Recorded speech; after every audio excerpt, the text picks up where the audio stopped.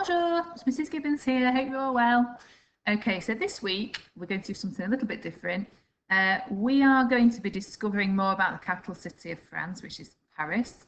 The reason we're doing this is when we're learning another language, it's really important to not only learn the language, but learn more about the countries that speak it and their culture and their traditions, etc. So because France is not the only country where French is spoken, but it is the nearest country to us where French is spoken. It's a starting point to start looking at France. Obviously, we might investigate other countries that speak French in the future. So we're going to learn about its capital city, Paris, as it's a really interesting place and there's lots to find out about it.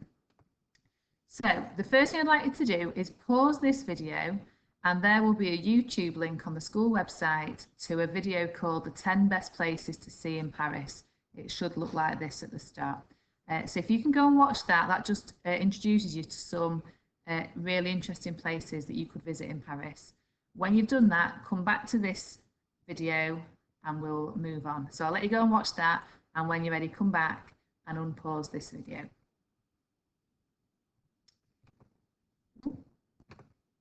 Okay, so the first couple of questions are, well, a few questions. Do you know where in the world Paris is? Which continent is it in? And which country is it in? Well, I've already told you the country, haven't I? So which continent is Paris in?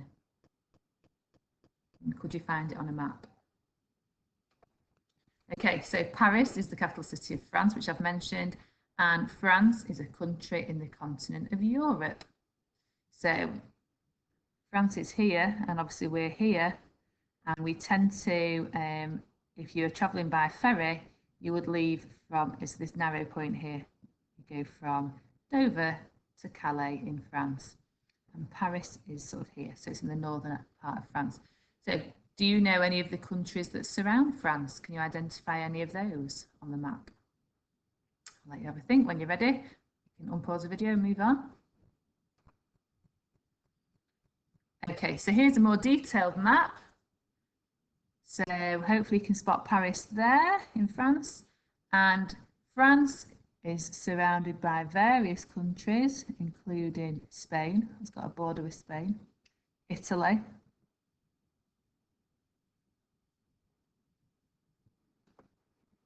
It's a bit unclear on here, but we've got Belgium, Luxembourg, Germany, Switzerland, and I think I've mentioned Italy already, haven't I?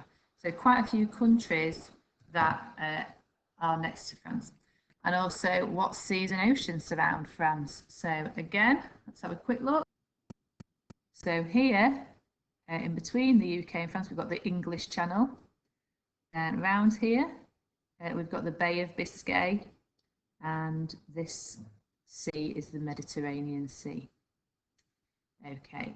Let's move on. So Paris is the capital city of France, which means it is the largest and most important city in the country. The capital city of a country is where the government runs the country from. So you might not know that Paris is more than 2,000 years old, and it was the first, it makes sense, it was first settled in 200 BC as a tiny fishing village, so it's really grown over time. Okay, so I'm just going to go through with you a few really sort of famous places in Paris that you might have spotted if you've ever been to visit. So this is the Champs-Élysées. This is described as the world's most beautiful avenue. So at the end of the Champs-Élysées is a very famous structure called the Arc de Triomphe, and it's also home to lots of lovely shops. So as you can see, it's tree-lined. So it's a really lovely place to visit, a very busy avenue, as you can see from all the, I think there's 4 lanes of traffic on each side of the road, so obviously a very, very busy road as well. Okay, here are the Tuileries Gardens, and the wheel, that big wheel you can see, is actually on Place de la Concorde, which links to the famous museum, Le Louvre. So I don't know if you've ever seen the film The Da Vinci Code or read the book, that is it. That takes place initially in the Louvre Museum. It's a very famous museum, And maybe another lesson we'll look in more detail at that because it's a really interesting place. Sacre Coeur is a Roman Catholic church here. Now from the other side of it, there's lots of steps that you can climb up to get to it. And behind it, this sort of area here, it's like a courtyard. And there's a lot of bars and cafes and a lot of street artists. And it's a really sort of vibrant place to visit. There's lots going on. And Sacre Coeur actually means Sacred Heart. Okay, that's the next one. Okay, this is the River Seine. As you can probably notice here, we have the Eiffel Tower, which is a very famous landmark in Paris. And the River Seine, again, as you can see, there's lots of boats. You can do all sorts of river cruises and things like that if you ever get the chance to go to Paris. It's a really lovely place to go, an activity to do. Okay, this is called La Défense, which is the business district in Paris, and this is a much more modern part of Paris. You can really see the difference here between these buildings and these far more traditional buildings sort of in the foreground. So that's where a lot of businesses would have their offices, and as you can see, it's very, very modern and sort of shiny and new, isn't it? Okay, so Paris is separated into 20 different boroughs called arrondissements. Each arrondissement has a number, and they spiral out from number 1 at the centre up to number 20. So here you see number 1, and then it goes 2, 3, 4. So it spirals out. So you know where you're going because you can find out which arrondissement things are in, and then you can find that on the map. So most of the major tourist attractions in Paris are found in these first 8 here, the most sort of central area of Paris. Okay, so the city of Paris developed along the banks of the River Seine. Most major cities have been built up along river banks because rivers are obviously useful as a water source and also for transporting goods and things like that. So there are 32 bridges across the river in Paris. The oldest one is Pont Neuf, which you can see here, which was completed in 1607, so really old. So more than 2 million people live in Paris. Most people live in apartments as there aren't many individual houses in the city itself, which is common in many sort of capital cities across the world, really. And most people who live in Paris speak French. If you go shopping in Paris, you need to pay with euros. France, along with 18 other European countries, has the euro as its currency. So whereas we have our currency is called sterling, which is pounds and pence, in many European countries they use the euro, and you will get them, it's sort of euros and cents. So where we'd have pence, they would call them cents. So there's 100 cents in €1. Okay, so I'm going to read you some statements now about Paris, and you've got to decide whether you think the statement is true or false. So put your thumb up for if you think it's true, and your thumb down if you think it's false. Okay, so the River Loire runs all the way through Paris. Is this true or false? So thumb up or thumb down. And the answer is false. It's the River Seine that runs through Paris. The River Loire is the longest river, but it doesn't run through Paris. It's the longest river in France, I should say. It doesn't run through Paris. Okay, next question. Paris is in the northern part of France. True or false? Okay, let's have a look. It's true. Paris is in northern France. Next question. More than 5 million people live in Paris. Is that true or false? Okay, the answer is false.